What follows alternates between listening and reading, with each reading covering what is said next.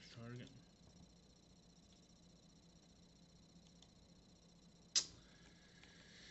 Why are you doing this?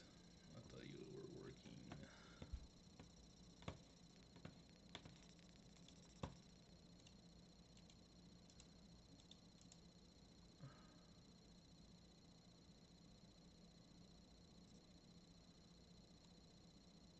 Tell you what, let's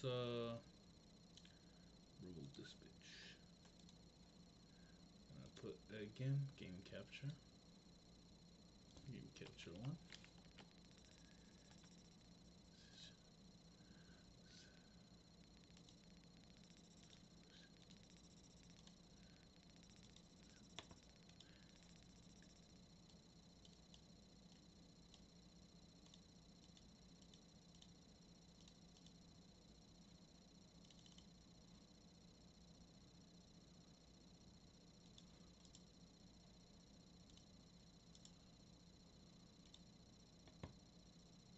There you go. I think that works.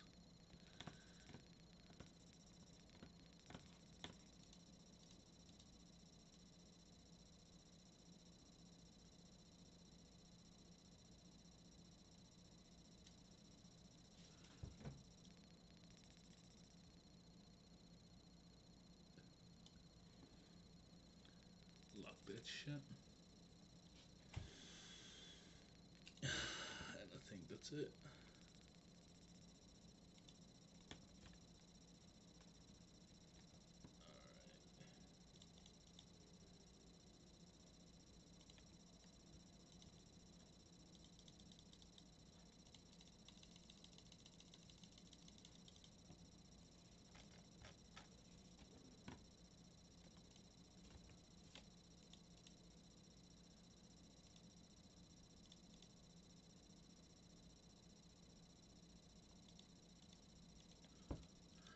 Do I have the audio set on?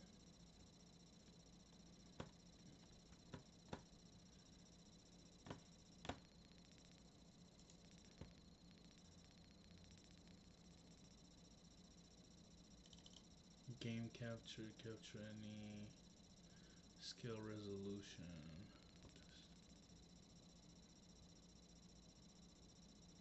There you go.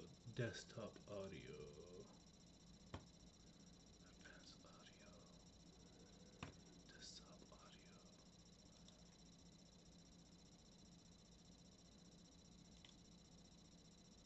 Properties. Device. BT device.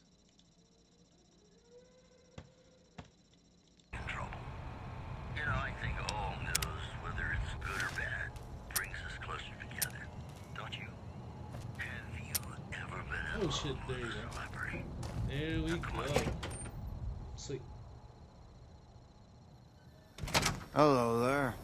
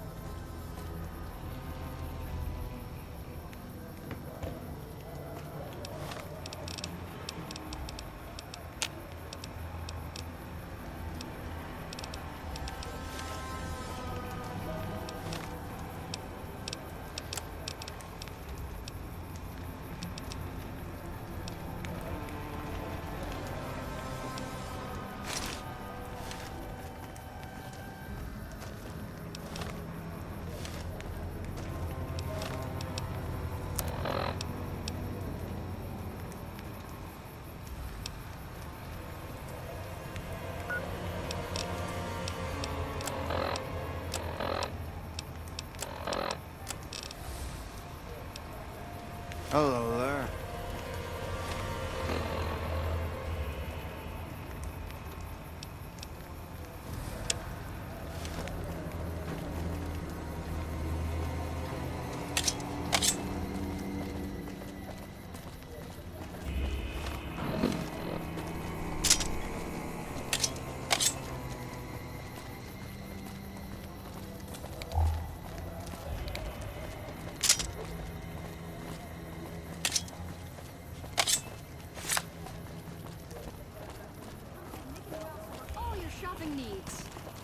Hi. If it can be bought, it can be found at Mick and Ralph's.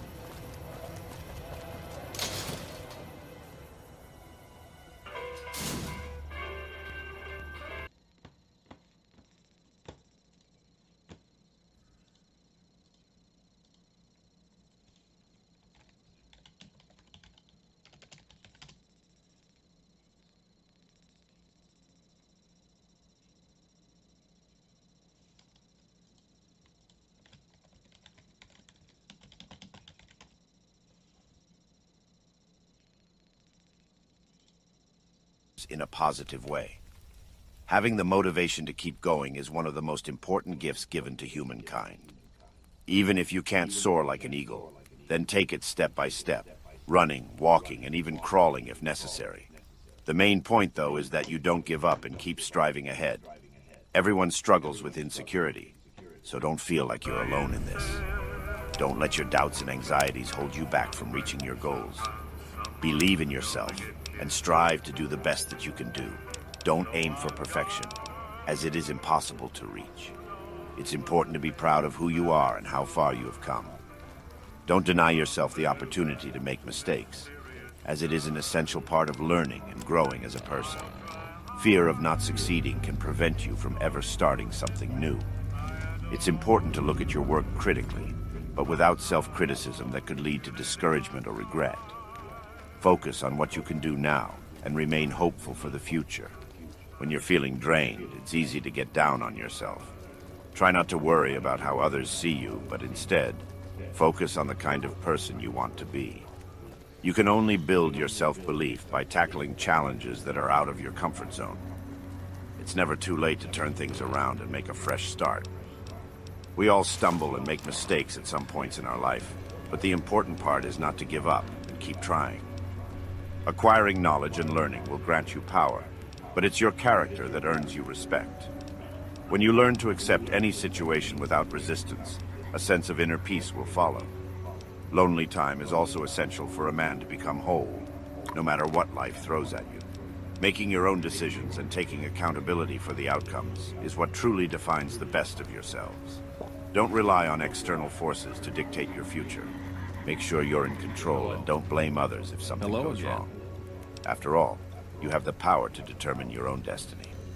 Being a good person starts with the understanding of others' problems and their hardships. Thought into the well-being. Contentment is essential for real happiness, and it's important to remember that life is too precious to waste it by worrying about small things. A man can demonstrate his strength and courage when he is true to himself, act with courage, and express his feelings honestly and passionately. To truly experience something new, you should try anything at least 3 times in your life. The first time is for overcoming the fear of trying.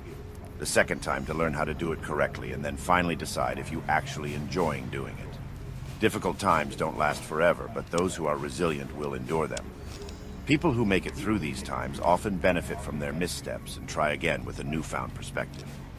Someone who has found success in life is usually the one who finds a way to use what others have said or done as solid plan.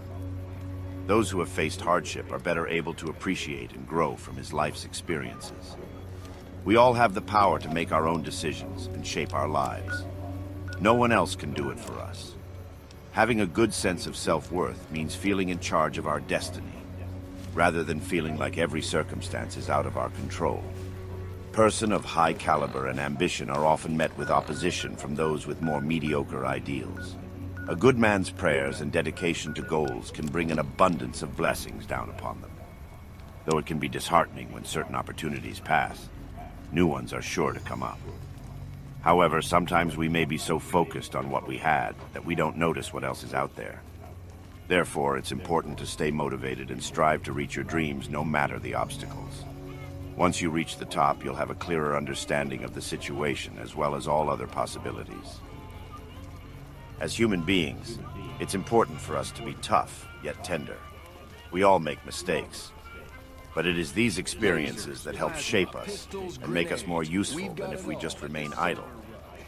Being able to accept our mistakes and learn from them is essential in order to grow as individuals. To my understanding, someone who is able to take fear and convert it into wisdom, turn pain into learning experience, regard errors as a way of growth, and make use of ambition to get things done. Feeling apprehensive about yourself and your capabilities is normal. Nevertheless, recognize how far you have come and the successes you have achieved.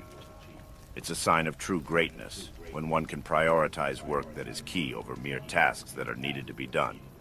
Being able to conquer yourself is the greatest victory anyone can achieve. Having somebody you love and trust is an invaluable blessing. A person's true character is revealed not by how they conduct themselves in comfortable and easy circumstances, but rather in their actions during difficult times of challenge and controversies. Instead of focusing on trivial things, strive to engage in conversations and activities that will bring value to your soul. Tune out the negative influences and tune into things which will grow your inner self. Struggles and failures are an inevitable part of life. It is through those that one develops resilience and learns about himself. Though painful, these experiences can help you grow and become stronger. Life is not always pleasant to us, yet we must carry on. We must have resilience, self-belief, and never lose sight of our ambition and what we are truly capable of achieving. We're all capable of something great, even if it takes significant effort to attain. A man of strength should not demonstrate dominance over the weak. Instead, he should use his strength to conquer the world and rise above his struggles. Even if you fail, don't be discouraged. Keep trying and aim for better results each time. Everyone you come across matters and affects the lives of people around them, even those they haven't met. You leave a little piece of yourself with every relationship. In life, it's not all about having more money. It's about achieving freedom, having the autonomy to turn down opportunities and people that you don't feel comfortable with, and refusing to be a slave to expectations. Freedom can also be found in choosing when to say yes, and doing something that brings you happiness. Even when it might seem like all the hope is lost, oftentimes the most significant accomplishments are made by those that kept trying. Steer clear of people who try to put down your dreams and ambitions. Small-minded people do this for sure, but the truly great will make you believe that you too can be great. It's never too late to reach your goals and be who you want to be. People who think, and those who act upon their thoughts, are the ones that shape the world. On the other hand, those who only think but don't take action remain stagnant. They may believe they are doing something, but that is just a mere thought without any tangible results. Doing your duty is a form of self-sacrifice which ultimately brings you closer to perfection. Therefore, it's important to stay vigilant and be grounded in your convictions while tackling life's obstacles with courage and strength. Above all, let all your actions be a reflection of love. To truly master the world, you must first reign in yourself. Every hardship contains a chance to thrive and succeed. You're making me carry the heavy It's not stuff, aren't admirable you? to be better than others, but rather to be better than you were before. Developing strength does not come from triumphing over someone else. It arises from overcoming personal difficulties and never giving up. True strength is born from struggle. To tackle any difficulty, you can choose to either modify the difficulty or modify yourself accordingly. Courage isn't necessarily being strong enough to continue. It is having the willpower to keep going, even when you feel weak. People who strive to be better, even if they have done bad things in the past, are respectable. It takes a lot of courage and persistence to hold on and You're keep making me going carry the despite heavy hardships. stuff, aren't you? You should be proud of yourself for overcoming your fears and anxiety while still making progress. You deserve recognition for that. Hard work is necessary for achieving success. It should be prioritized ahead of everything else. As the saying goes, the only place success comes before work is in the dictionary. Making mistakes is inevitable, but that doesn't make you a failure. In difficult times, you get to know yourself the best and how to come out of it stronger. Having a positive mindset can empower you to achieve great things. Contentment, achievement, and inner harmony are all within reach. Believing in yourself and your capabilities is an important step towards success. It's also essential to keep a positive attitude and focus on the brighter aspects of life, as it will help you manifest your desires. Furthermore, strength does not come from being forceful, but rather from being compassionate. If you're finding yourself in a difficult situation caused by a mistake or failure, take the time to learn from it, and then begin your journey again by taking that first step. Dedication to achieving our goals is the key to unlocking our true potential, not the physical strength or mental acumen. Making the right decision is always best in any given moment. Even if something doesn't go as planned, don't be afraid to start over and try again. You may be surprised with what you can accomplish with the pieces that remain after something has fallen apart. Don't strive to be someone successful. Aim to be someone of value instead. Most people tend to think too much and stay within their comfort zone. Set yourself apart by being different and taking risks. Don't worry about being perfect. Just focus on trying your best and succeeding. Everyone has to put in hard work and dedication continuously to succeed. Difficulties can help you become stronger, and the key quality of an exceptional person isn't being untroubled from the struggles of life, but rather, how they were able to overcome them. Accepting that life is fleeting can help to free a wise individual. When tackling arduous tasks, sometimes it can be beneficial to break them up into smaller, more manageable goals. Your mindset and outlook on life will largely determine how successful you become. Keeping God's promise in your heart and in your actions can lighten even the darkest of problems. It's not possible to directly teach someone something. Instead, you can provide them with the necessary tools to uncover an answer. Believe in yourself and your abilities. Be brave and courageous. Remember that we are all in this together, and working as a team is of utmost importance. Hey there. Work hard with dedication, determination. Let nature take its course for the rest of it. When you bring harmony into your life, you can also find it in the world around you. You are exactly what is required, being a wiser and kinder person, instead of someone who follows worn-out stereotypes. Don't let failure define you. It's just an event, not who you truly are. Remember that there is nothing beyond fear if we don't let it control us.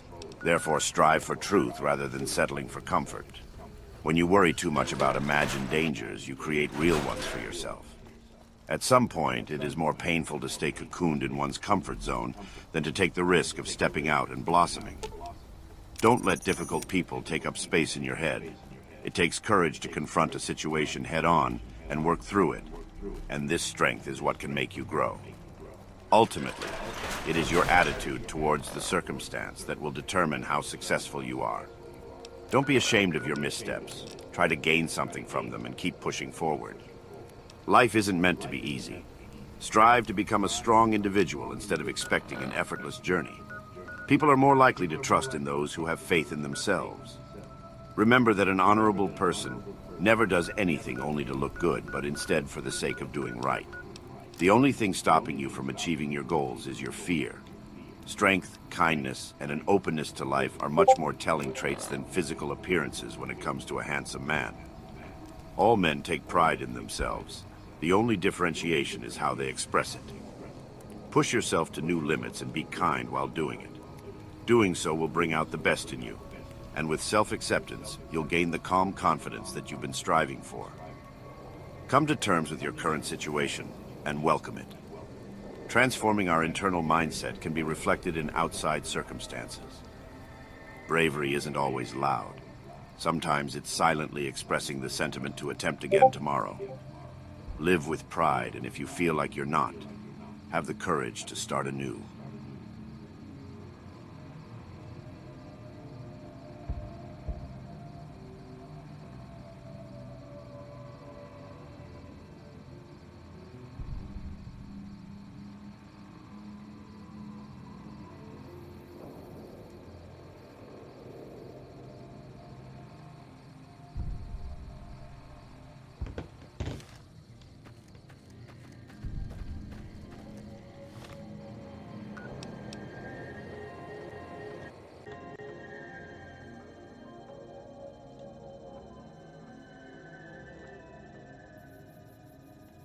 The Enchiridion of Epictetus.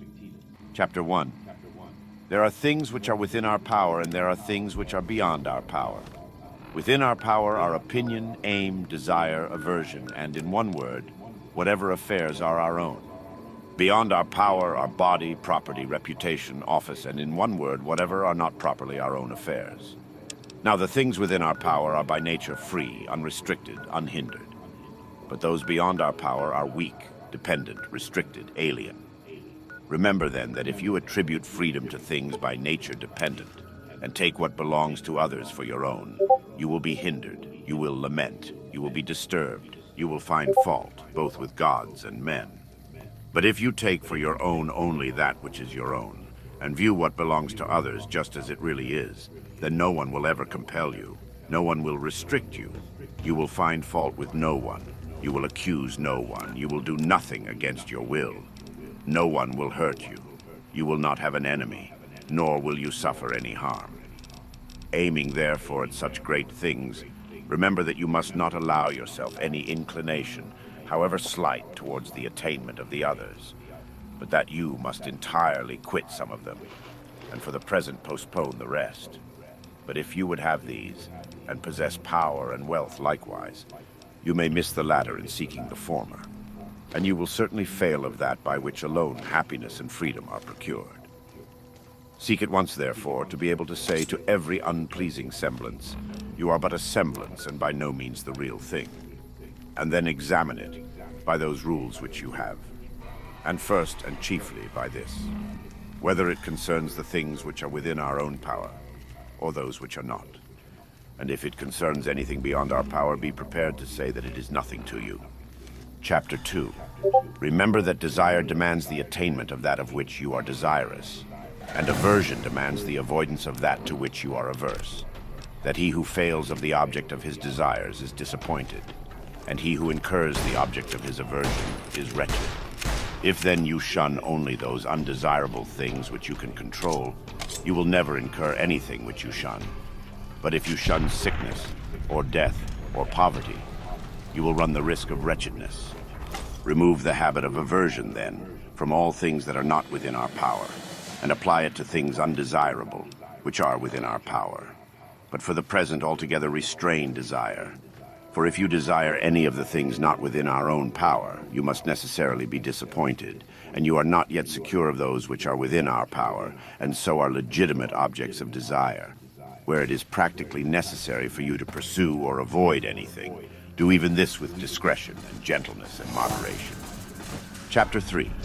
With regard to whatever objects either delight the mind or contribute to use, or are tenderly beloved, remind yourself of what nature they are, beginning with the merest trifles. If you have a favorite cup, that it is but a cup of which you are fond. For thus, if it is broken, you can bear it. If you embrace your child or your wife, that you embrace a mortal, and thus, if either of them dies, you can bear it. Chapter 4. When you set about any action, remind yourself of what nature the action is. If you are going to bathe, represent to yourself the incidents usual in the bath. Some persons pouring out, others pushing in, others scolding, others pilfering.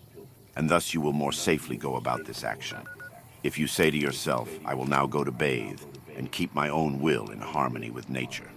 And so with regard to every other action. For thus, if any impediment arises in bathing, you will be able to say, it was not only to bathe that I desired, but to keep my will in harmony with nature, and I shall not keep it thus, if I am out of humor at things that happen.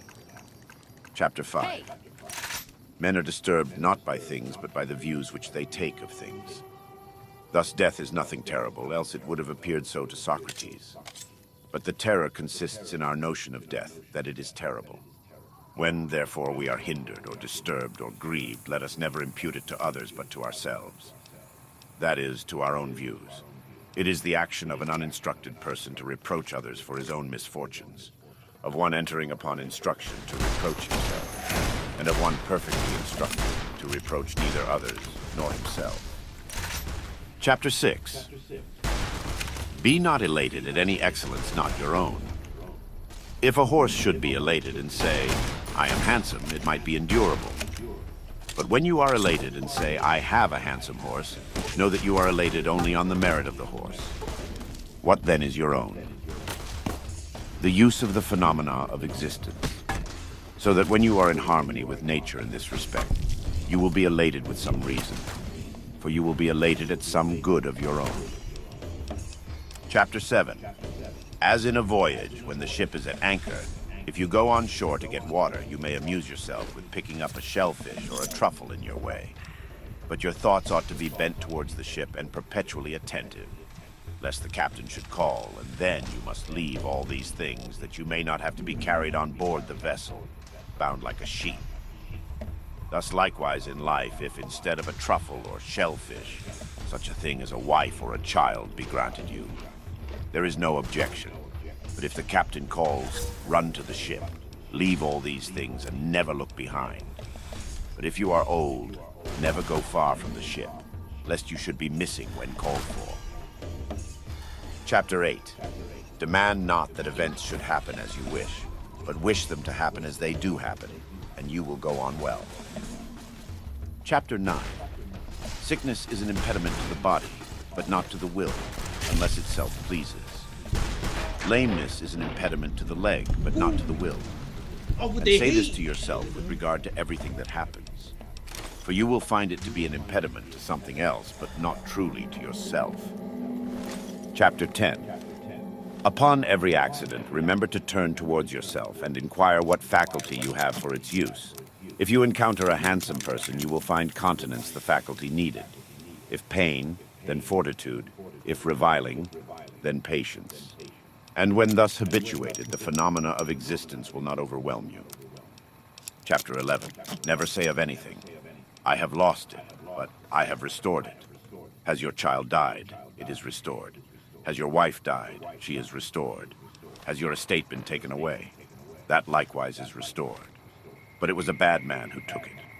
What is it to you by whose hands he who gave it has demanded it again? While he permits you to possess it, hold it as something not your own, as do travelers at an inn. Chapter 12. If you would improve, lay aside such reasonings as these. If I neglect my affairs, I shall not have a maintenance. If I do not punish my servant, he will be good for nothing. For it were better to die of hunger, exempt from grief and fear, than to live in affluence with perturbation.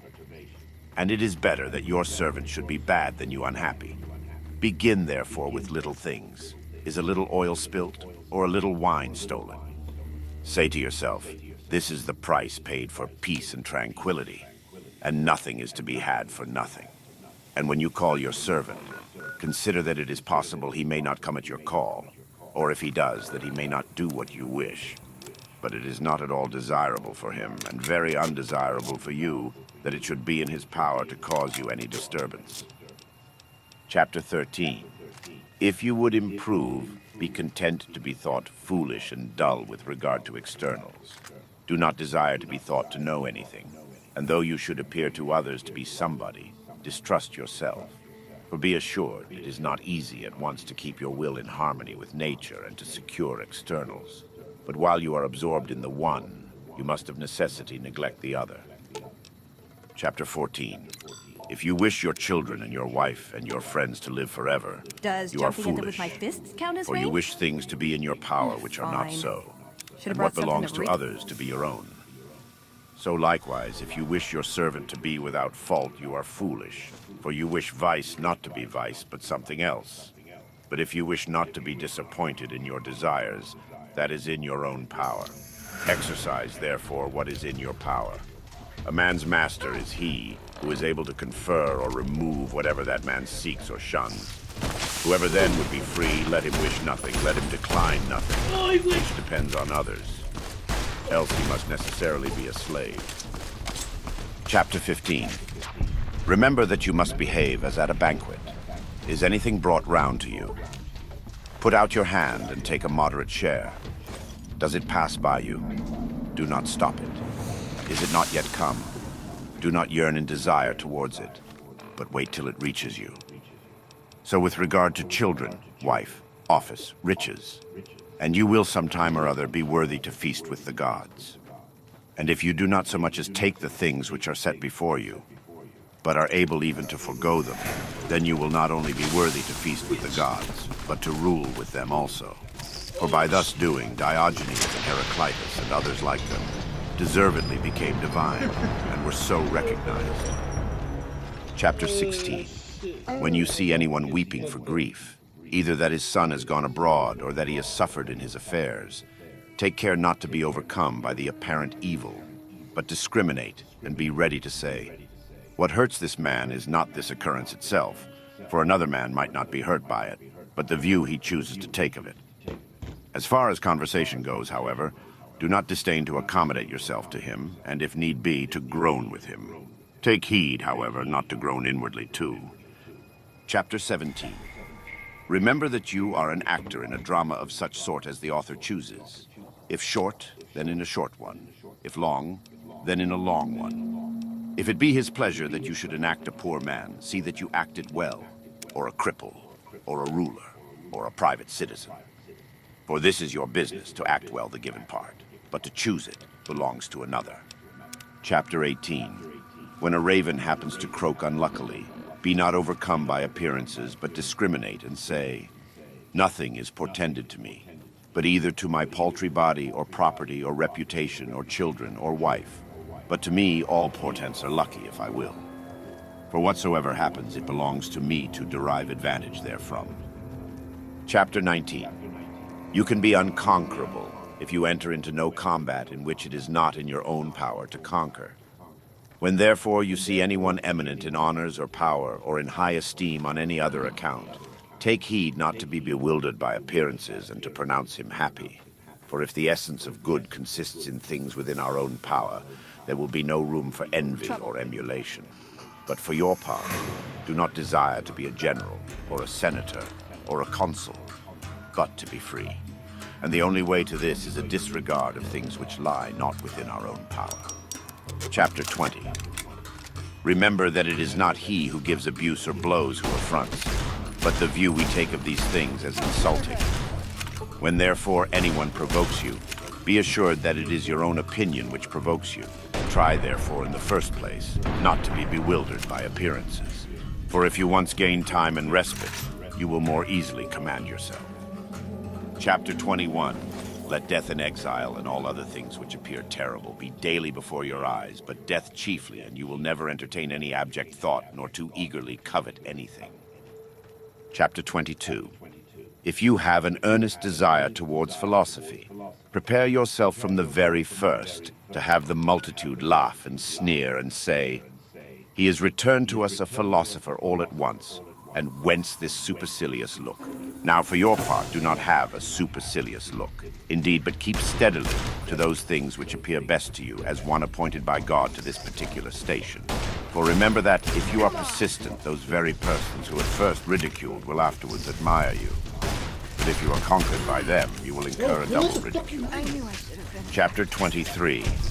If you ever happen to turn your attention to externals, for the pleasure of anyone, be assured that you have ruined your scheme of life. Be contented then in everything with being a philosopher. And if you wish to seem so likewise to anyone, appear so to yourself, and it will suffice you. Chapter 24. Let not such considerations as these distress you. I shall live in discredit and be nobody anywhere. For if discredit be an evil, you can no more be involved in evil through another than in baseness. Is it any business of yours, then, to get power or to be admitted to an entertainment? By no means. How, then, after all, is this discredit? And how is it true that you will be nobody anywhere, when you ought to be somebody in those things, only which are within your own power, in which you may be of the greatest consequence? The Enchiridion of Epictetus. Chapter 1. There are things which are within our power, and there are things which are beyond our power. Within our power are opinion, aim, desire, aversion, and in one word, whatever affairs are our own. Beyond our power are body, property, reputation, office, and in one word, whatever are not properly our own affairs. Now the things within our power are by nature free, unrestricted, unhindered. But those beyond our power are weak, dependent, restricted, alien. Remember then that if you attribute freedom to things by nature dependent, and take what belongs to others for your own, you will be hindered, you will lament, you will be disturbed, you will find fault, both with gods and men. But if you take for your own only that which is your own, and view what belongs to others just as it really is, then no one will ever compel you, no one will restrict you, you will find fault with no one, you will accuse no one, you will do nothing against your will. No one will hurt you, you will not have an enemy, nor will you suffer any harm. Aiming therefore at such great things, remember that you must not allow yourself any inclination, however slight, towards the attainment of the others, but that you must entirely quit some of them, and for the present postpone the rest. But if you would have these, and possess power and wealth likewise, you may miss the latter in seeking the former, and you will certainly fail of that by which alone happiness and freedom are procured.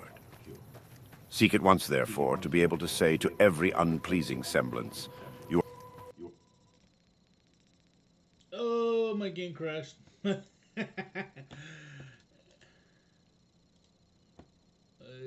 should have had no reason to fucking pause this shit.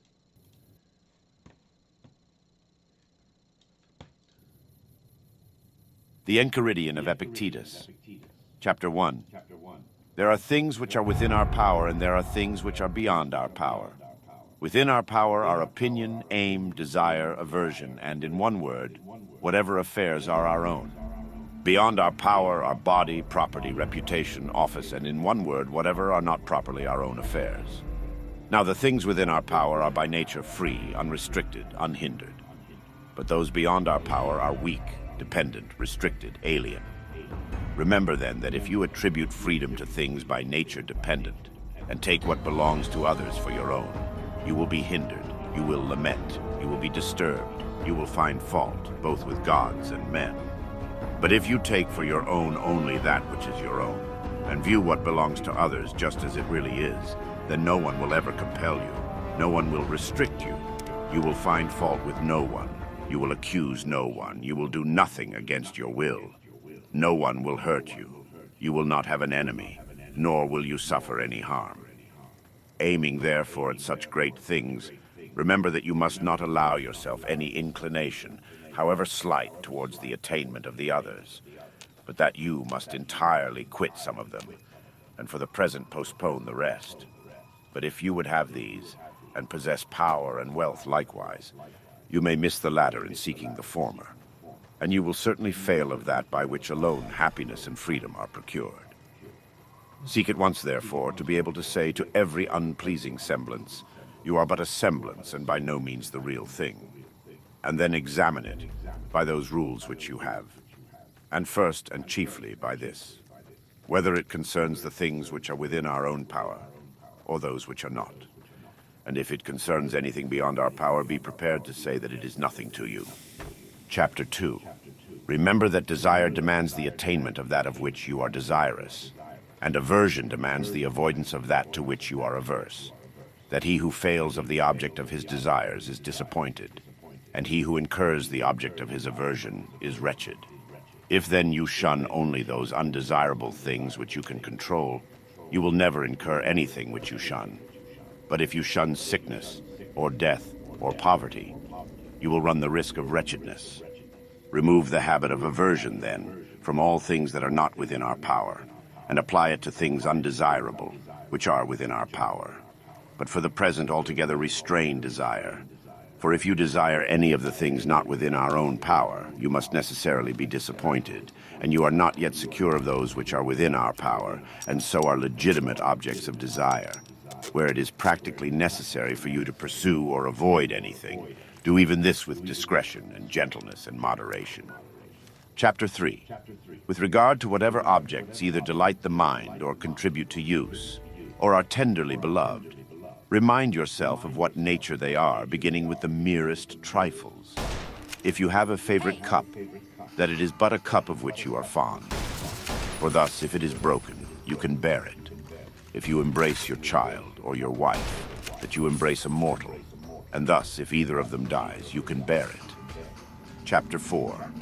When you set about any action, remind yourself of what nature the action is. If you are going to bathe, represent to yourself the incidents usual in the bath. Some persons pouring out, others pushing in, others scolding, others pilfering. And thus you will more safely go about this action. If you say to yourself, I will now go to bathe, and keep my own will in harmony with nature. And so with regard to every other action. For thus, if any impediment arises in bathing, you will be able to say, it was not only to bathe that I desired, but to keep my will in harmony with nature. And I shall not keep it thus, if I am out of humor at things that happen. Chapter 5. Men are disturbed not by things, but by the views which they take of things. Thus death is nothing terrible, else it would have appeared so to Socrates. But the terror consists in our notion of death, that it is terrible. When, therefore, we are hindered or disturbed or grieved, let us never impute it to others but to ourselves. That is, to our own views. It is the action of an uninstructed person to reproach others for his own misfortunes, of one entering upon instruction to reproach himself, and of one perfectly instructed to reproach neither others nor himself. Chapter 6. Be not elated at any excellence not your own. If a horse should be elated and say, I am handsome, it might be endurable. But when you are elated and say, I have a handsome horse, know that you are elated only on the merit of the horse. What then is your own? The use of the phenomena of existence, so that when you are in harmony with nature in this respect, you will be elated with some reason, for you will be elated at some good of your own. Chapter 7. As in a voyage, when the ship is at anchor, if you go on shore to get water, you may amuse yourself with picking up a shellfish or a truffle in your way. But your thoughts ought to be bent towards the ship and perpetually attentive, lest the captain should call, and then you must leave all these things, that you may not have to be carried on board the vessel, bound like a sheep. Thus likewise in life, if instead of a truffle or shellfish, such a thing as a wife or a child be granted you, there is no objection. But if the captain calls, run to the ship, leave all these things, and never look behind. But if you are old, never go far from the ship, lest you should be missing when called for. Chapter 8. Demand not that events should happen as you wish, but wish them to happen as they do happen, and you will go on well. Chapter 9. Sickness is an impediment to the body, but not to the will, unless itself pleases. Lameness is an impediment to the leg, but not to the will. And say this to yourself with regard to everything that happens, for you will find it to be an impediment to something else, but not truly to yourself. Chapter 10. Upon every accident, remember to turn towards yourself and inquire what faculty you have for its use. If you encounter a handsome person, you will find continence the faculty needed. If pain, then fortitude. If reviling, then patience. And when thus habituated, the phenomena of existence will not overwhelm you. Chapter 11. Never say of anything, I have lost it, but I have restored it. Has your child died? It is restored. Has your wife died? She is restored. Has your estate been taken away? That likewise is restored. But it was a bad man who took it. What is it to you by whose hands he who gave it has demanded it again? While he permits you to possess it, hold it as something not your own, as do travelers at an inn. Chapter 12. If you would improve, lay aside such reasonings as these. If I neglect my affairs, I shall not have a maintenance. If I do not punish my servant, he will be good for nothing. For it were better to die of hunger, exempt from grief and fear, than to live in affluence with perturbation. And it is better that your servant should be bad than you unhappy. Be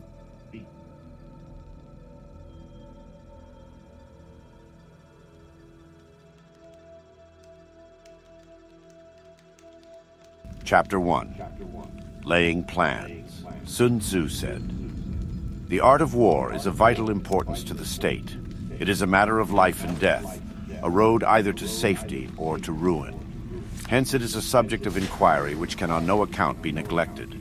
The art of war, then, is governed by 5 constant factors, to be taken into account in one's deliberations, when seeking to determine the conditions obtaining in the field. These are 1. The moral law. 2. Heaven. 3. Earth. 4. The commander. 5. Method and discipline. The moral law causes the people to be in complete accord with their ruler, so that they will follow him regardless of their lives, undismayed by any danger. Heaven signifies night and day, cold and heat, times and seasons. Earth comprises distances, great and small, danger and security, open ground and narrow passes, chances of life and death. The commander stands for the virtues of wisdom, sincerity, benevolence, courage, and strictness. By method and discipline are to be understood the marshalling of the army in its proper subdivisions, the graduations of rank among the officers, the maintenance of roads by which supplies may reach the army, and the control of military expenditure. These 5 heads should be familiar to every general. He who knows them will be victorious. He who knows them not will fail. Therefore, Introduction. I have been many years training in the way of strategy called Niten Ichi Ryu, and now I think I will explain it in writing for the first time. It is now during the first 10 days of the 10th month in the 20th year of Kane, 1645. I have climbed Mount Iwato of Higo in Kyushu to pay homage to heaven, pray to Kwannon, and kneel before Buddha. I am a warrior of Harima Province, Shinmen Musashi, no Kami Fujiwara, no Genshin, aged 60 years. From youth, my heart has been inclined toward the way of strategy. My first duel was when I was 13. I struck down a strategist of the Shinto school, one Arima Kihei. When I was 16, I struck down an able strategist, Tadashima Akiyama. When I was 21, I went up to the capital and met all manner of strategists, never once failing to win in many contests.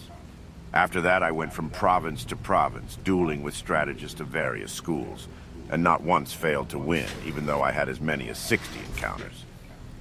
This was between the ages of 13 and 28 or 29.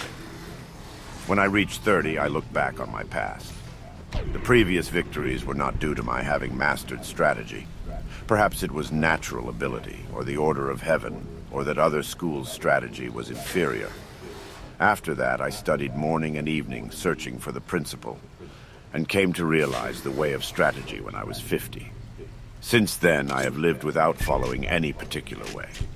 Thus, with the virtue of strategy, I practice many arts and abilities, all things with no teacher.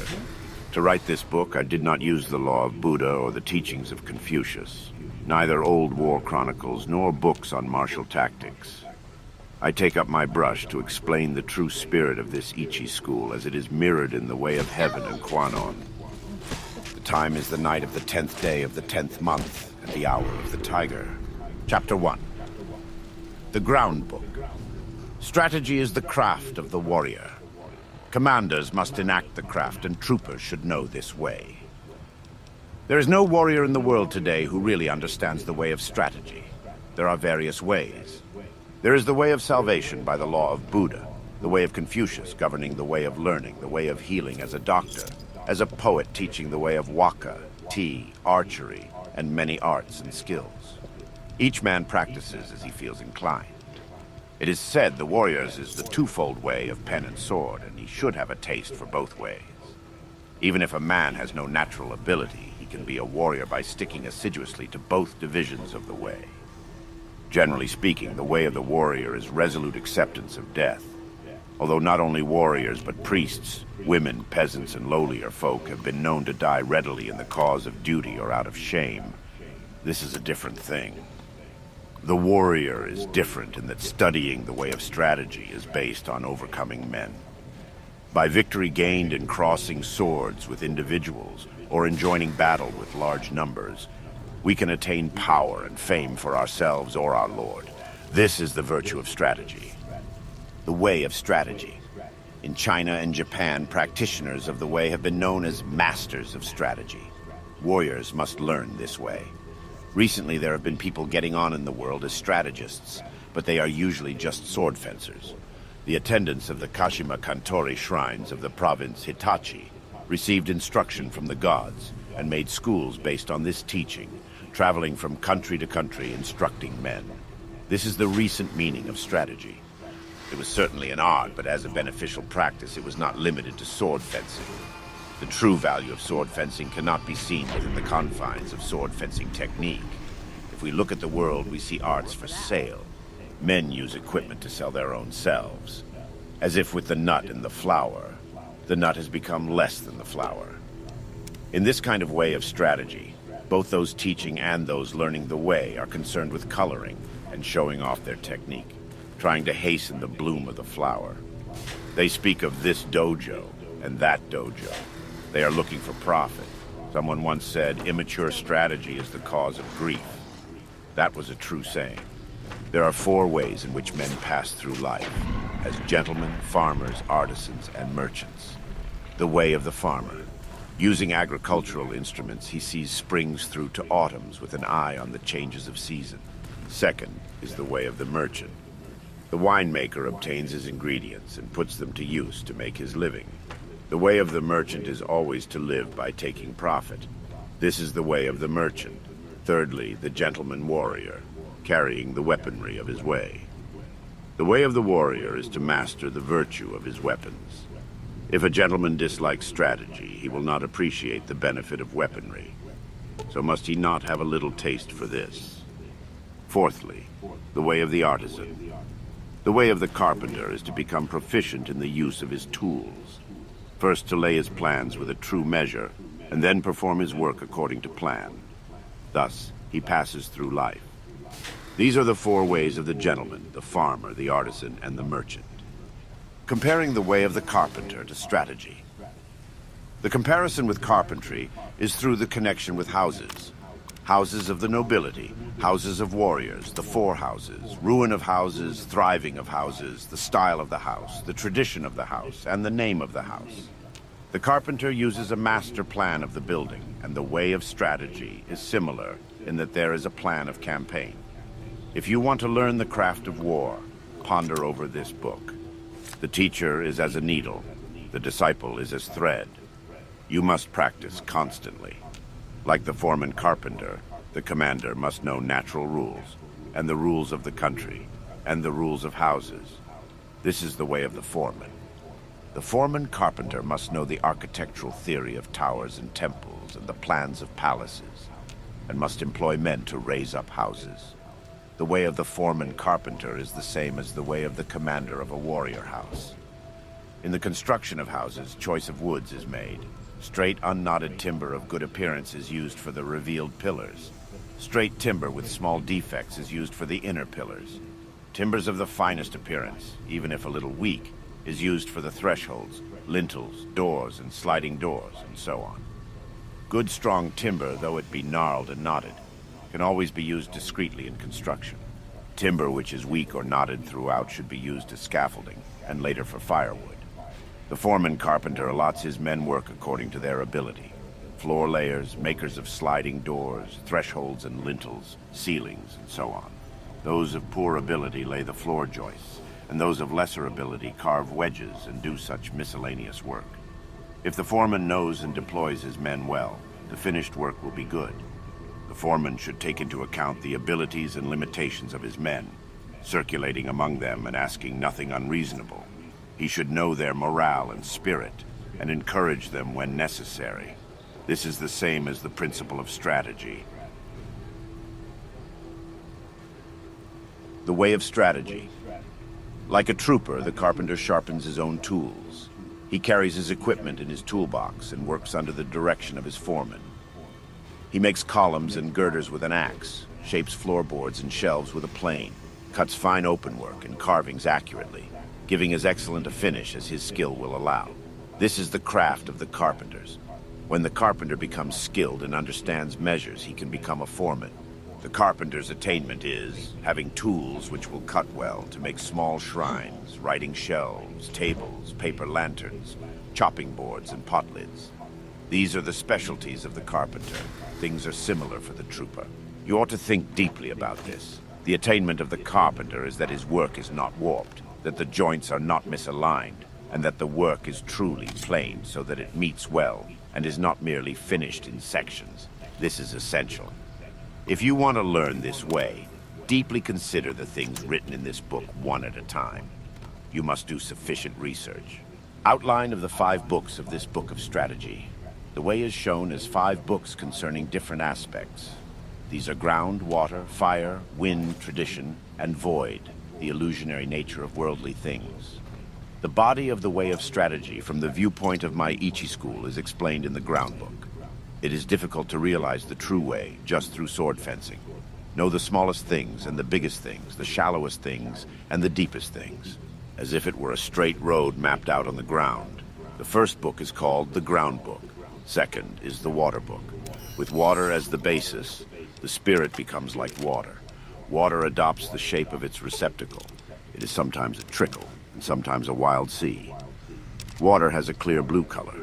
By the clarity, things of Ichi school are shown in this book. If you master the principles of sword fencing, when you freely beat one man, you beat any man in the world. The spirit of defeating a man is the same for 10 million men.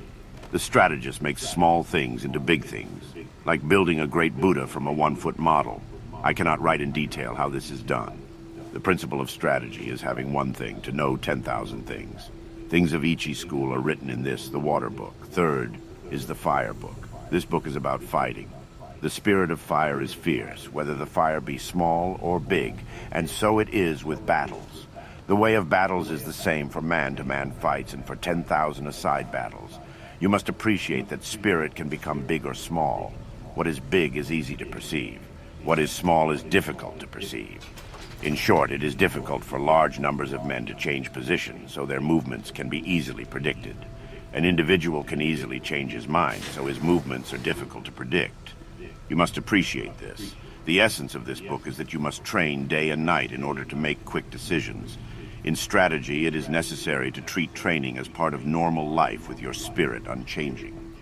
Thus, combat in battle is described in the Fire Book. Fourthly, the Wind Book.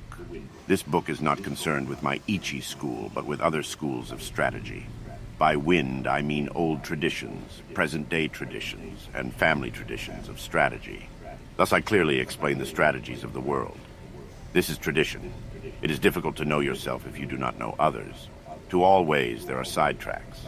If you study a way daily, and your spirit diverges, you may think you are obeying a good way, but objectively it is not the true way. If you are following the true way and diverge a little, this will later become a large divergence. You must realize this. Other strategies have come to be thought of as mere sword fencing, and it is not unreasonable that this should be so. The benefit of my strategy, although it includes sword fencing, lies in a separate principle. I've explained what is commonly meant by strategy in other schools in the Tradition Wind Book. Fifthly, the Book of the Void. By void, I mean that which has no beginning and no end. Attaining this principle means not attaining the principle. The way of strategy is the way of nature.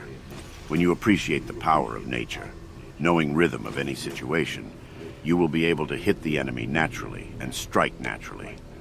All this is the way of the void.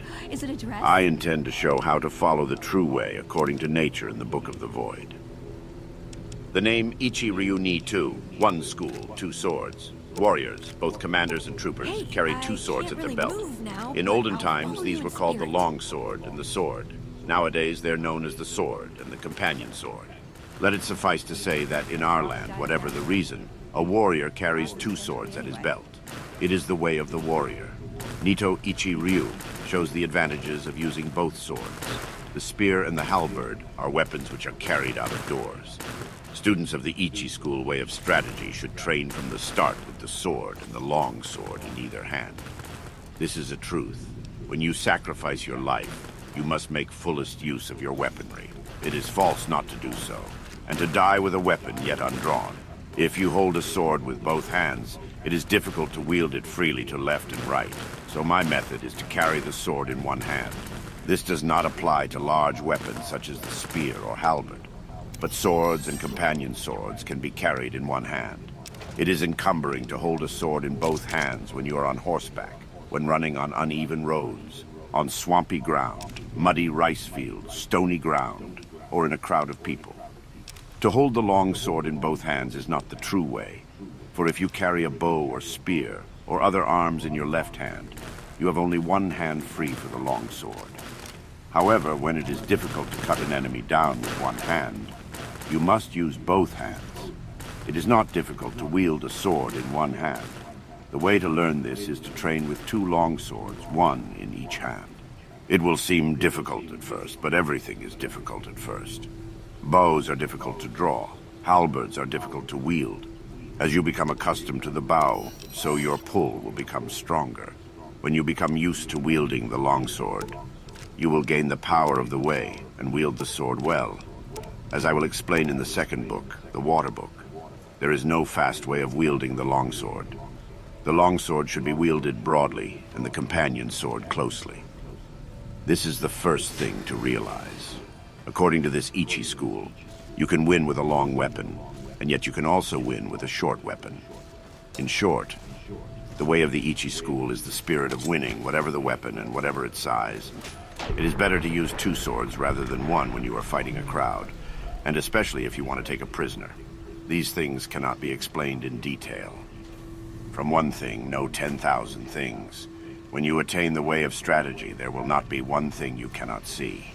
You must study hard. The benefit of the 2 characters reading strategy. Masters of the longsword are called strategists. As for the other military arts, those who master the bow are called archers. Those who master the spear are called spearmen. Those who master the gun are called marksmen. Those who master the halberd are called halberdiers.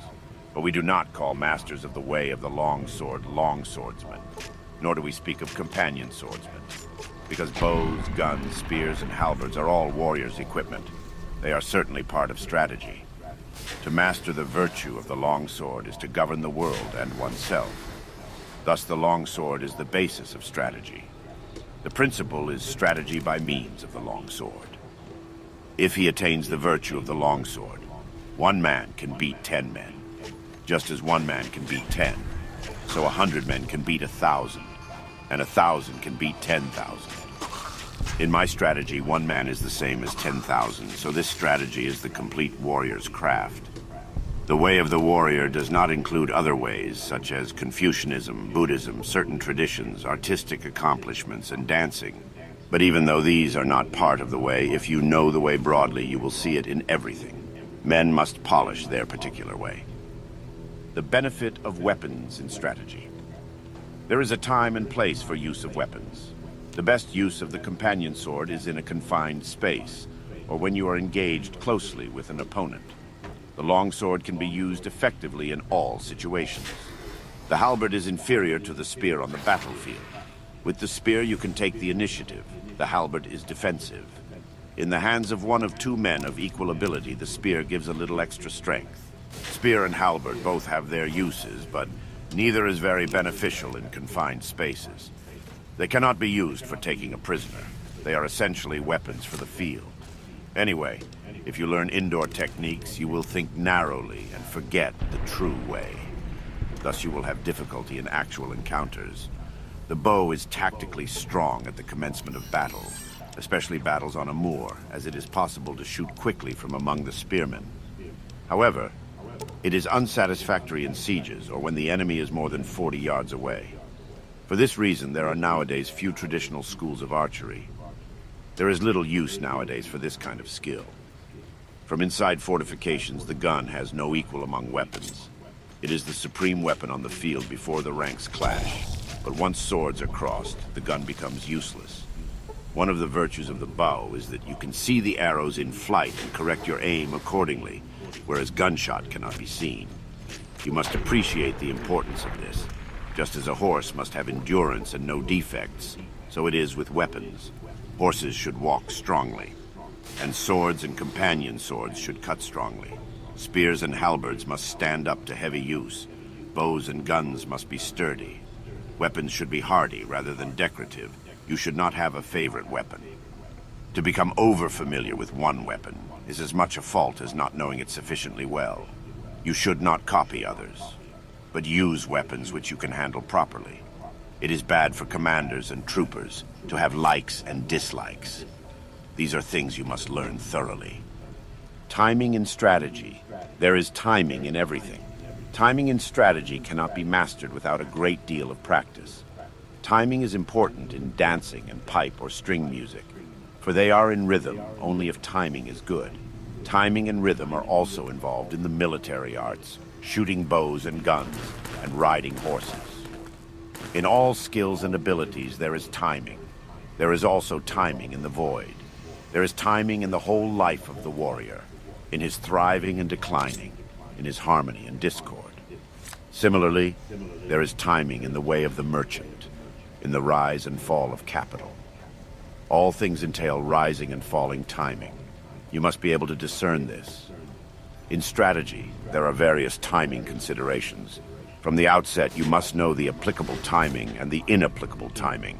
And from among the large and small things and the fast and slow timings, find the relevant timing, first seeing the distance timing and the background timing. This is the main thing in strategy. It is especially important to know the background timing, Otherwise, your strategy will become uncertain. You win battles with the timing in the void, born of the timing of cunning by knowing the enemy's timing, and thus using a timing which the enemy does not expect.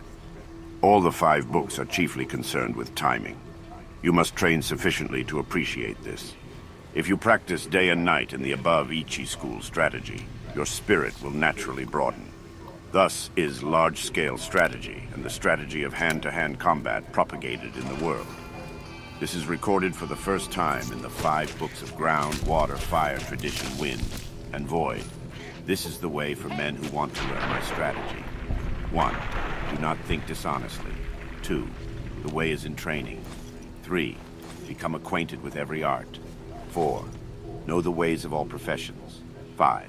Distinguish between gain and loss in worldly matters. 6. Develop intuitive judgment and understanding for everything. 7. Perceive those things which cannot be seen. 8. Pay attention even to trifles. 9. Do nothing which is of no use. It is important to start by setting these broad principles in your heart and train in the way of strategy. If you do not look at things on a large scale, it will be difficult for you to master strategy. If you learn and attain this strategy, you will never lose even to 20 or 30 enemies. More than anything to start with, you must set your heart on strategy and earnestly stick to the way. You will come to be able to actually beat men in fights, and to be able to win with your eye. Also, by training, you will be able to freely control your own body, conquer men with your body, and with sufficient training, you will be able to beat 10 men with your spirit. When you have reached this point, will it not mean that you are invincible? Moreover, in large-scale strategy, the superior man will manage many subordinates dexterously, bear himself correctly, govern the country, and foster the people, thus preserving the ruler's discipline. If there is a way involving the spirit of not being defeated, to help oneself and gain honor, it is the way of strategy. Nice. Chapter 2.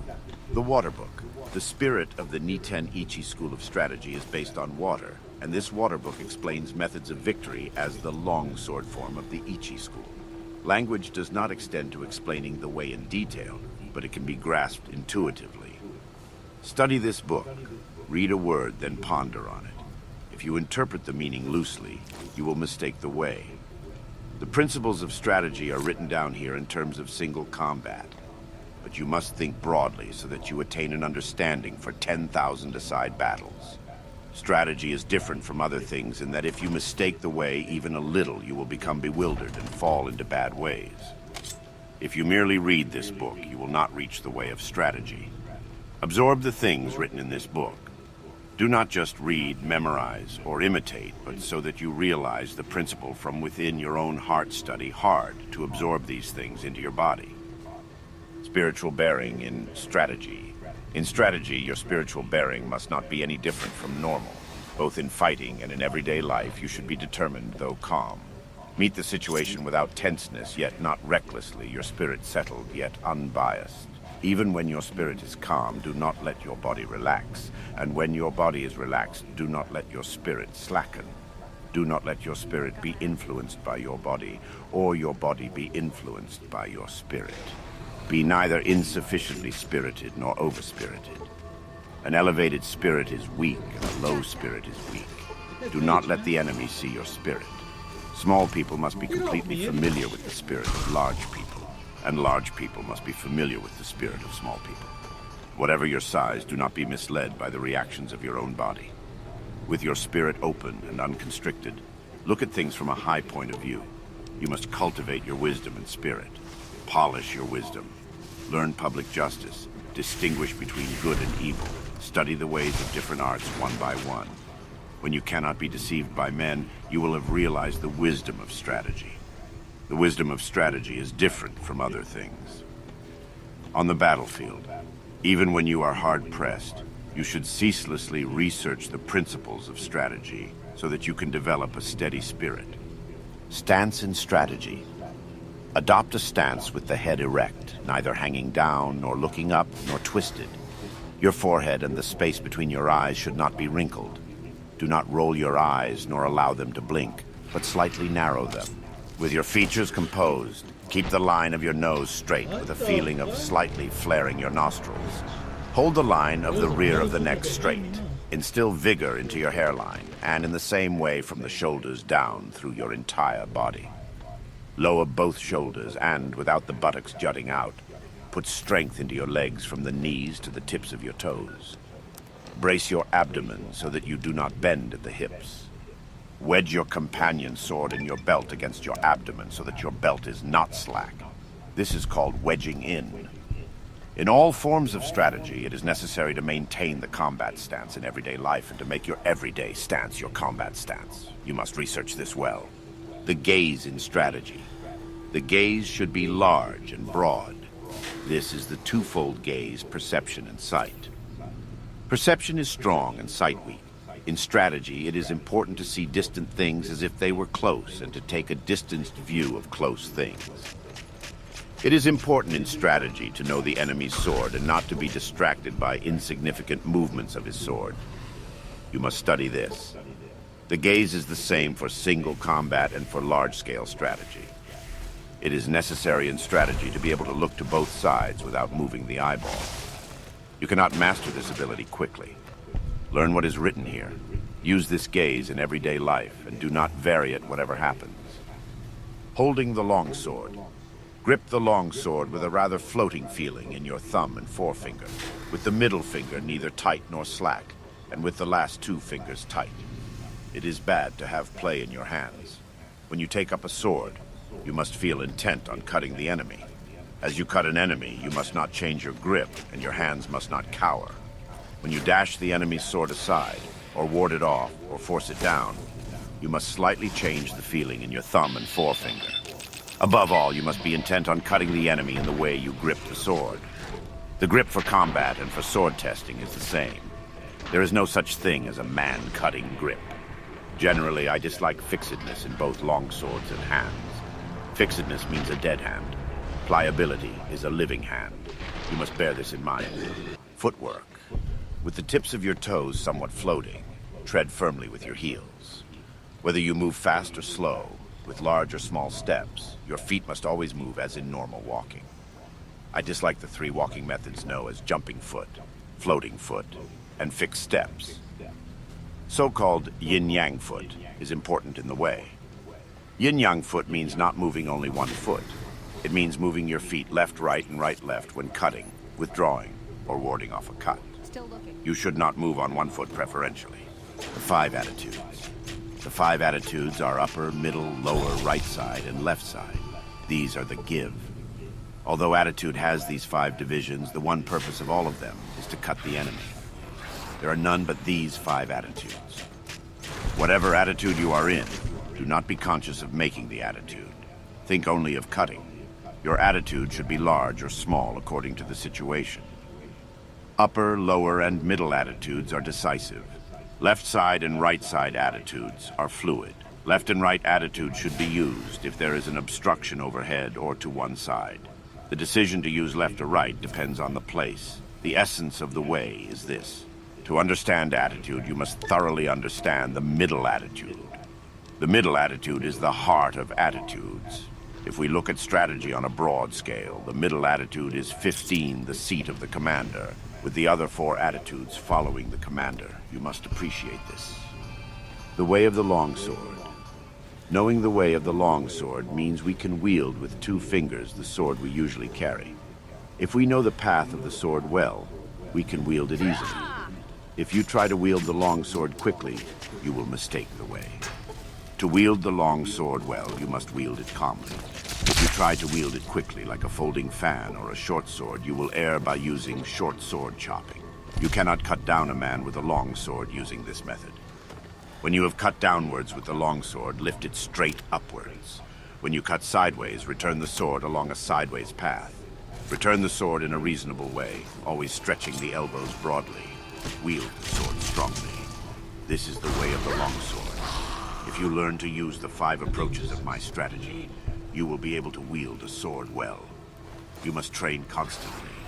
The 5 approaches. 1. The first approach is the middle attitude. Confront the enemy with the point of your sword against his face. When he attacks, dash his sword to the right and ride it. Or when the enemy attacks, deflect the point of his sword by hitting downwards. Keep your long sword where it is, and as the enemy renews his attack, cut his arms from below. This is the first method. The 5 approaches are this kind of thing. You must train repeatedly using a long sword in order to learn them. When you master my way of the long sword, you will be able to control any attack the enemy makes. I assure you, there are no attitudes other than the 5 attitudes of the longsword of Nito. 2. In the second approach with the longsword, from the upper attitude, cut the enemy just as he attacks. If the enemy evades the cut, keep your sword where it is and scooping up from below, cut him as he renews the attack. It is possible to repeat the cut from here. In this method, there are various changes in timing and spirit. You will be able to understand this by training in the Ichi school. You will always win with the 5 long sword methods. You must train repetitively. 3. In the third approach, adopt the lower attitude, anticipating scooping up. When the enemy attacks, hit his hands from below. As you do so, he may try to hit your sword down. If this is the case, cut his upper arms horizontally with a feeling of crossing. This means that from the lower attitudes, you hit the enemy at the instant that he attacks. You will encounter this method often, both as a beginner and in later strategy. You must train holding a long sword. 4. In this fourth approach, adopt the left side attitude. As the enemy attacks, hit his hands from below. If as you hit his hands, he attempts to dash down your sword, with the feeling of hitting his hands, parry the path of his long sword and cut across from above your shoulder. This is the way of the long sword. Through this method, you win by parrying the line of the enemy's attack. You must research this. 5. In the fifth approach, the sword is in the right side attitude. In accordance with the enemy's attack, cross your long sword from below at the side to the upper attitude. Then cut straight from above. This method is essential for knowing the way of the long sword well. If you can use this method, you can freely wield a heavy longsword. I cannot describe in detail how to use these 5 approaches. You must become well acquainted with my in harmony with the longsword way. Learn large-scale timing, understand the enemy's longsword, and become used to the 5 approaches from the outset. You will always win by using these 5 methods, with various timing considerations discerning the enemy's spirit. You must consider all this carefully. The attitude, no attitude teaching. Attitude, no attitude means that there is no need for what are known as long sword attitudes. Even so, attitudes exist as the 5 ways of holding the long sword. However you hold the sword, it must be in such a way that it is easy to cut the enemy well, in accordance with the situation, the place, and your relation to the enemy. From the upper attitude, as your spirit lessens, you can adopt the middle attitude. And from the middle attitude, you can raise the sword a little in your technique and adopt the upper attitude. From the lower attitude, you can raise the sword and adopt the middle attitudes as the occasion demands. According to the situation, if you turn your sword from either the left side or right side attitude towards the center, the middle or the lower attitude results. The principle of this is called existing attitude, non-existing attitude. The primary thing when you take a sword in your hands is your intention to cut the enemy, whatever the means. Whenever you parry, hit, spring, strike, or touch the enemy's cutting sword, you must cut the enemy in the same movement. It is essential to attain this. If you think only of hitting, springing, striking, or touching the enemy, you will not be able actually to cut him. More than anything, you must be thinking of carrying your movement through to cutting him. You must thoroughly research this. Attitude and strategy on a larger scale is called battle array. Such attitudes are all for winning battles. Fixed formation is bad. Study this well. To hit the enemy. In one timing. In one timing means when you have closed with the enemy, to hit him as quickly and directly as possible, without moving your body or settling your spirit, while you see that he is still undecided. The timing of hitting before the enemy decides to withdraw, break, or hit is this in one timing. You must train to achieve this timing, to be able to hit in the timing of an instant, the abdomen timing of 2. When you attack and the enemy quickly retreats, as you see him tense, you must feint a cut. Then, as he relaxes, follow up and hit him.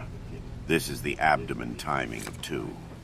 It is very difficult to attain this by merely reading this book, but you will soon understand with a little instruction. No design, no conception. In this method, when the enemy attacks and you also decide to attack, hit with your body, and hit with your spirit, and hit from the void with your hands, accelerating strongly. This is the no design, no conception cut. This is the most important method of hitting. It is often used. You must train hard to understand it. The flowing water cut.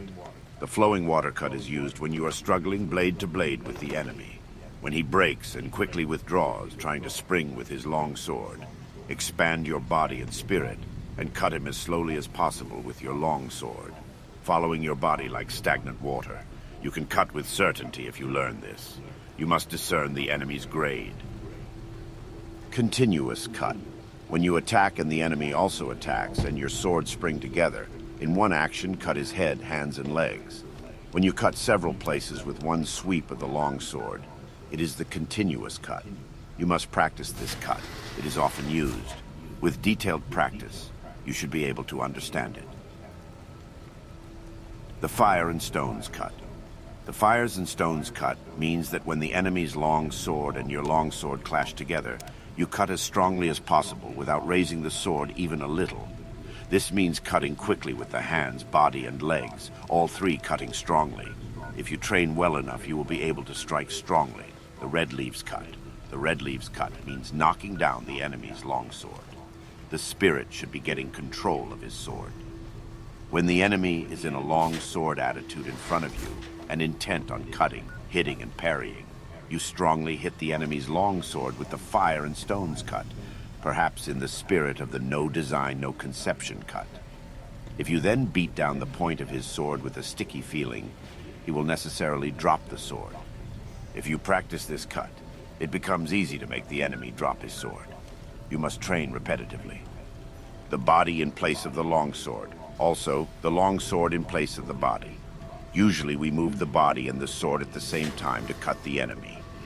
However, according to the enemy's cutting method, you can dash against him with your body first, and afterwards cut with the sword. If his body is immovable, you can cut first with the long sword. But generally you hit first with the body, and then cut with the long sword. You must research this well and practice hitting. Cut and slash. To cut and to slash are 2 different things. Cutting, whatever form of cutting it is decisive with a resolute spirit. Slashing is nothing more than touching the enemy. Even if you slash strongly, and even if the enemy dies instantly, it is slashing. When you cut, your spirit is resolved. You must appreciate this. If you first slash the enemy's hands or legs, you must then cut strongly. Slashing is in spirit the same as touching. When you realize this, they become indistinguishable. Learn this well. Chinese monkey's body.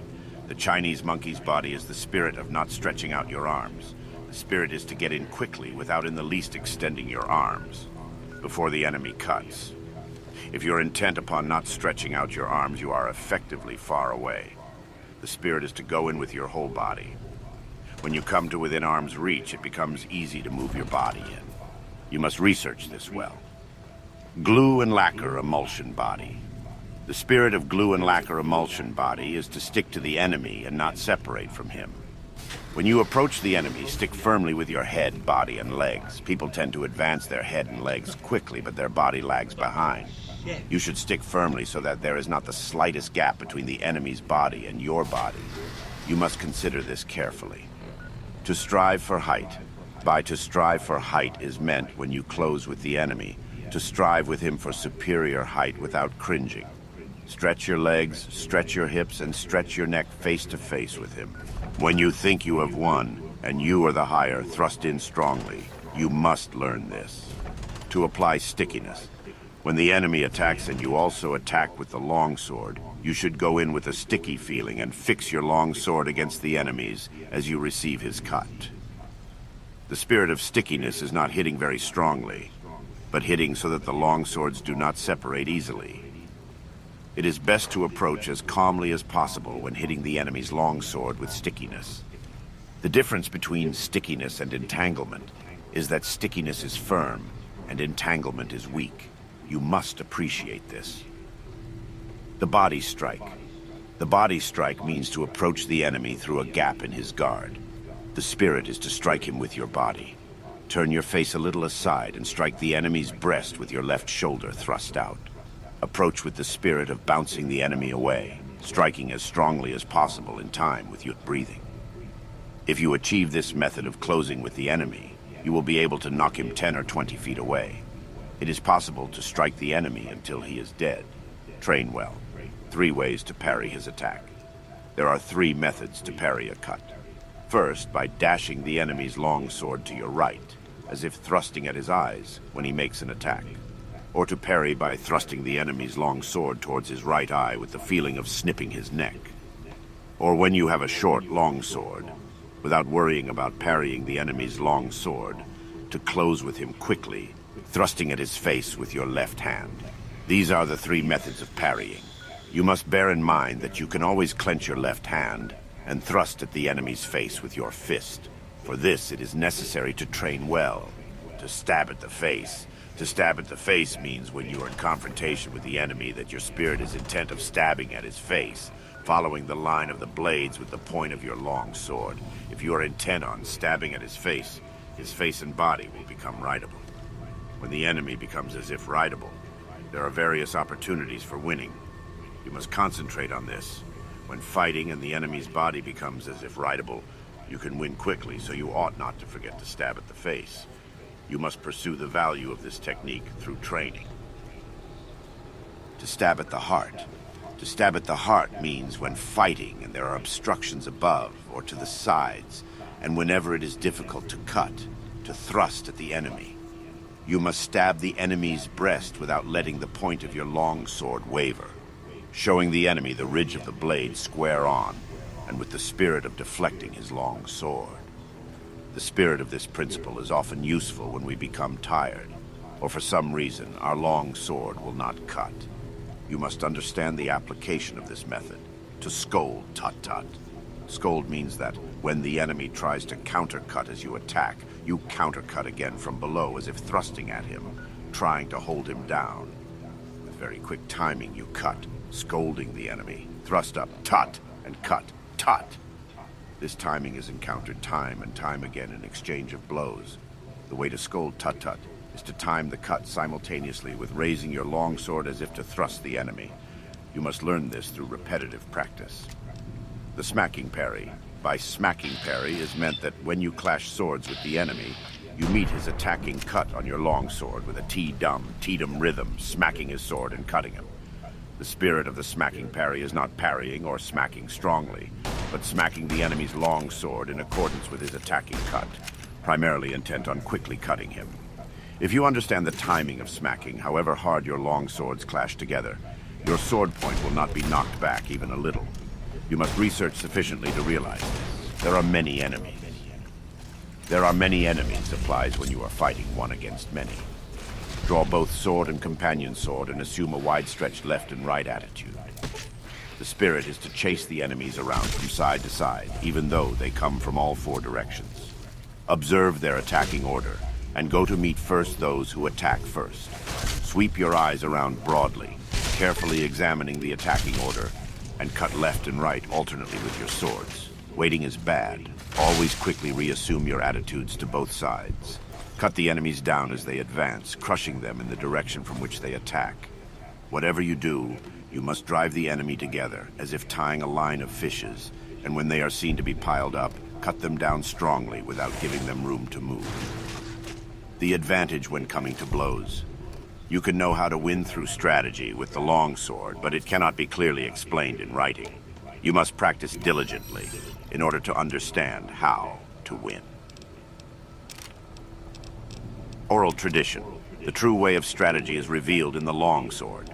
One cut you can win with certainty with the spirit of one cut. It is difficult to attain this if you do not learn strategy well. If you train well in this way, strategy will come from your heart and you will be able to win at will. You must train diligently. Direct communication. The spirit of direct communication is how the true way of the Ni-to-Ichi school is received and handed down. Oral tradition. Teach your body strategy. Recorded in the above book is an outline of Ichi school sword fighting. To learn how to win with the longsword in strategy, first learn the 5 approaches and the 5 attitudes, and absorb the way of the longsword naturally in your body.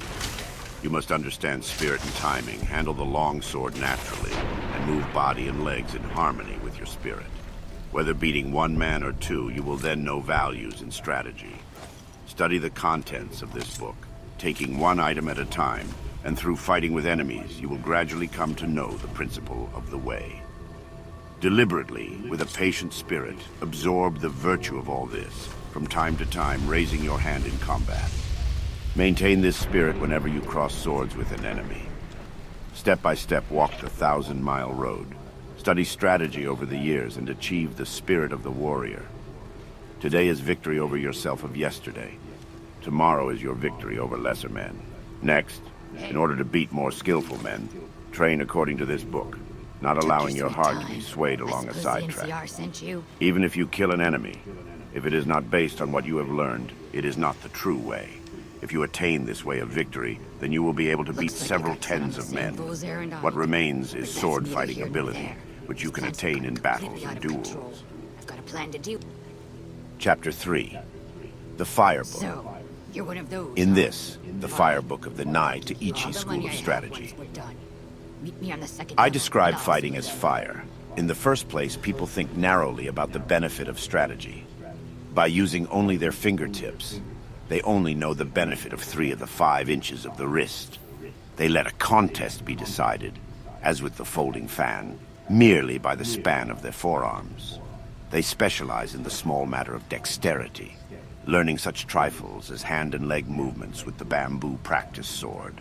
In my strategy, the training for killing enemies is by way of many contests, fighting for survival, discovering the meaning of life and death, learning the way of the sword, judging the strength of attacks, and understanding the way of the edge and ridge of the sword. You cannot profit from small techniques, particularly when full armor is worn. My way of strategy is the sure method to win when fighting for your life, 1 man against 5 or 10. There is nothing wrong with the principle. 1 man can beat 10, so 1,000 men can beat 10,000. You must research this.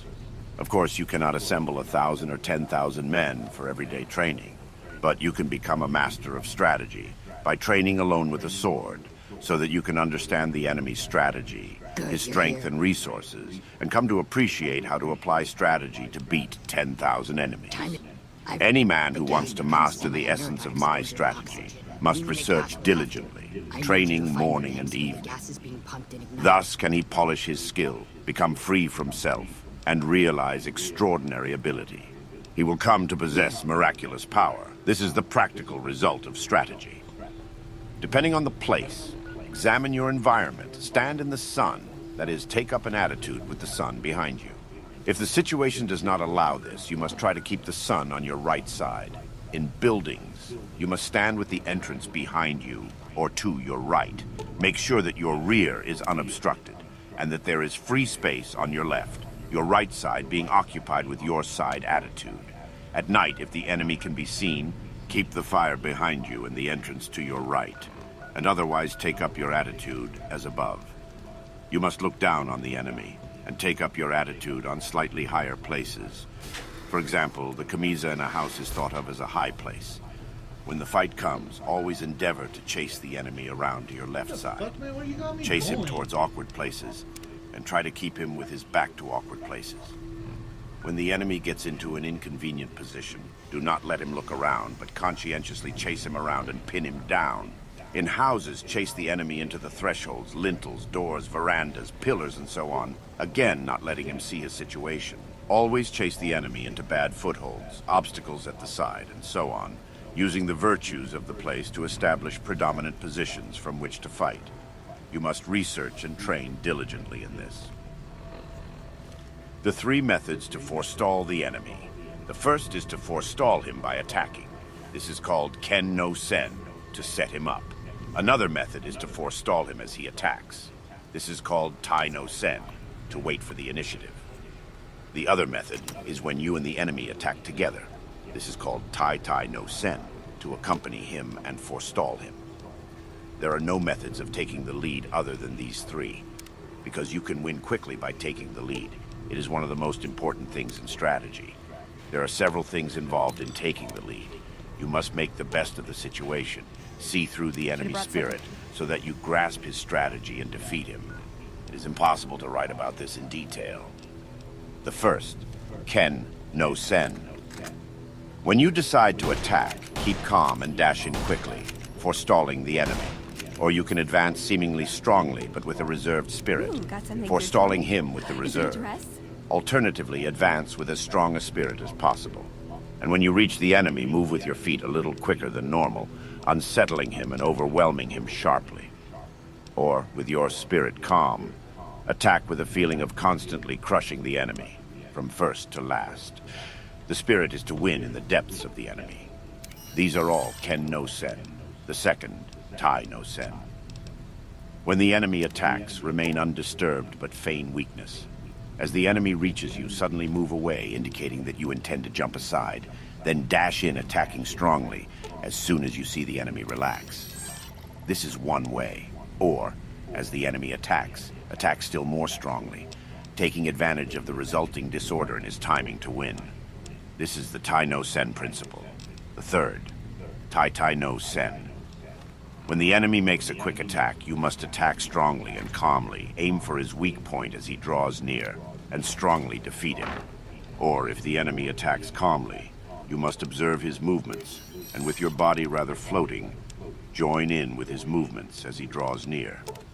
Move quickly and cut him strongly. This is Tai no Sen. These things cannot be clearly explained in words. You must research what is written here. In these three ways of forestalling, you must judge the situation. This does not mean that you always attack first, but if the enemy attacks first, you can lead him around. In strategy, you have effectively won when you forestall the enemy. So you must train well to attain this. To hold down a pillow. To hold down a pillow means not allowing the enemy's head to rise. In contests of strategy, it is bad to be led about by the enemy. You must always be able to lead the enemy about. Obviously, the enemy will also be thinking of doing this, but he cannot forestall you if you do not allow him to come out. In strategy, you must stop the enemy as he attempts to cut. You must push down his thrust and throw off his hold when he tries to grapple. This is the meaning of to hold down a pillow. When you have grasped this principle, whatever the enemy tries to bring about in the fight, you will see in advance and suppress it. The spirit is to check his attack at the syllable, at. When he jumps, check his jump at the syllable, ju. And check his cut at cu.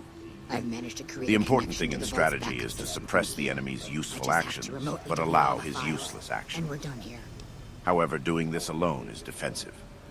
First, you must act according to the way, suppressing the enemy's techniques, foiling his plans, and thence command him directly. You wouldn't have. When you can do this, you will be a master of strategy. You must train well and research holding down a pillow. It's possible. Crossing at a I ford. spent the last few days.